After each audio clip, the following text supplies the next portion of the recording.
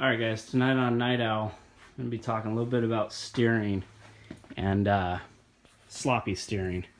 So, I got my steering wheel installed, got the new steering box installed, but notice that there was quite a bit of play before anything would happen to the wheels.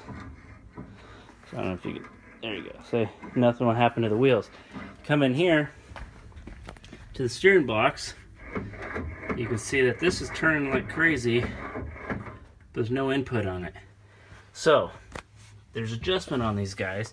Some have an adjustment on top, some have them on the bottom, some have them on both sides. This one happens to have it on the top. So what you're going to need to do is remove this cover plate, the Phillips screwdriver. Okay, so we'll take this screw off. Oh, that was a little loud. Okay, and the adjustment's right here. Okay, so what you're going to do to tighten it up, you're going to screw this in. Now you're going to need to break this bolt loose, which I've already done. Then you're just going to take and screw this guy down until there's no play, or until you get the minimal amount of play that you would like in your steering wheel.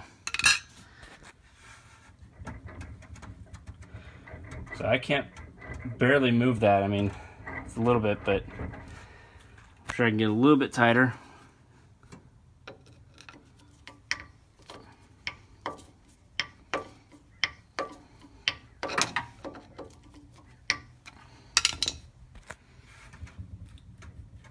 Okay, there's no play in there.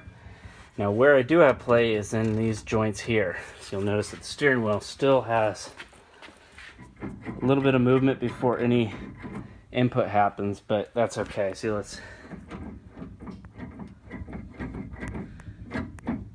just the backlash on these guys.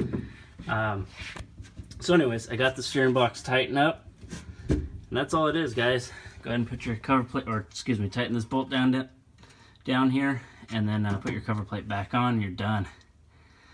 Alright guys, thanks for watching.